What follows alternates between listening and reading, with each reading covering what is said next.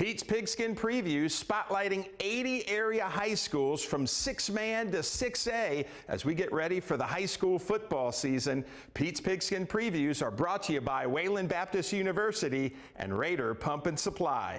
First, remind us how the Lubbock Cooper Pirates finished up last year.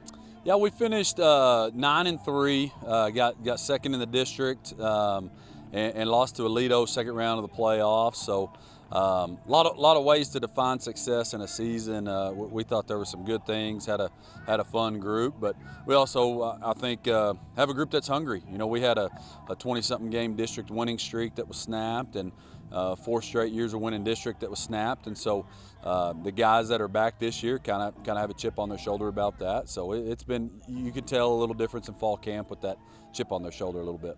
I know you did spring ball. How did that help this team? Yeah, it was good, and really what we like it for is our linemen in particular. We can just be pretty physical, and I thought we got a lot of good at it. We lost a lot of linemen, both sides of the ball, so we needed those guys to get those extra practices and really see who can get it done and who can be physical.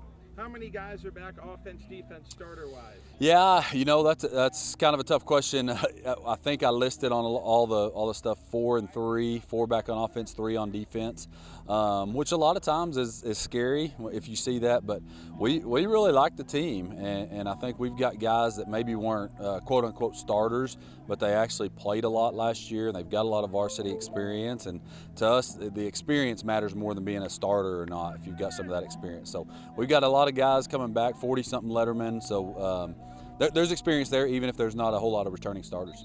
When you look on the field this year, what are the Pirates going to look like? Yeah, you know, hopefully we've got the philosophy that we want to win with defense, and that's not going to change. We believe playing good defense and running the football is a winning combination. So we're going to try to do those two things. Our offense might look a little bit different. We're kind of tweaking some things, trying to get over the hump and maybe make it harder to prepare for us. And you know, I think every offense will tell you in offseason they want to be more explosive, but that's been one of our big goals. And you know, I think you're going to see some that looks a lot the same, but then there'll be some little tweaks where hopefully we can get the ball out in space a little bit better, and maybe we look a little bit more explosive. Coach, talk about your non-district schedule. Non-district is tough, and we believe in that. We want to have a tough non-district. That way, when district rolls around, we're ready. And I think one of the things that we like about our non-district is there's some emotional games.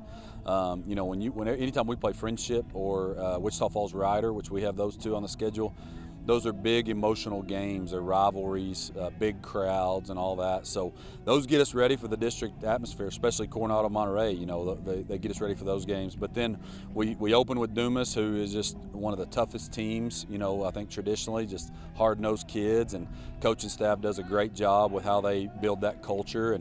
And then Abilene Wiley, who is kind of experiencing the growth that we have recently. So they're just booming, moving up to 5A, and they're starting to figure it out, and they got a lot of kids. So 4 really good games that I think we'll try to get better through those 4. And then what's your assessment of district? Our district, I'm biased, but I think it's the toughest in the state. I mean, I think there's 7 teams that are just really good, 3 teams that are going to be sitting at home that are good football teams, and we saw the same last year. So, you know, I think it runs through Tascosa. They're the defending district champs, and have had so much success at the 6A and the 5A big school level. And but just traditional powers, Abilene High, Amarillo High, and then you talk about the 2 city schools here, Coronado and Monterey.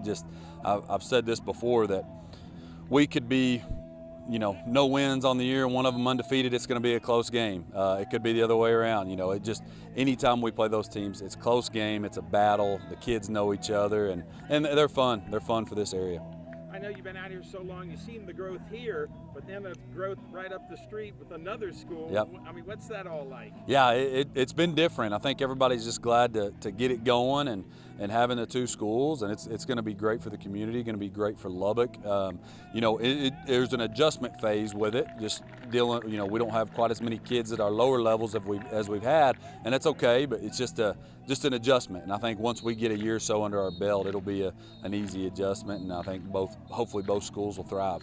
And then finally, just what are the goals this year for the Pirates? Yeah, without being too coaching cliche, but we just got to get better every day. And I think the wins kind of take care of themselves, and you know, we're not going to measure ourselves 100% on the wins. We want to win. We want to learn how to win, but it's more about what we do day to day, and that's kind of what we say, that our tradition isn't passing down wins. Our tradition is passing down how we do things, how we go about practice, how we play hard, and so hopefully we do that, and I think that's the expectation, and if we do things the right way, we think the wins will take care of themselves.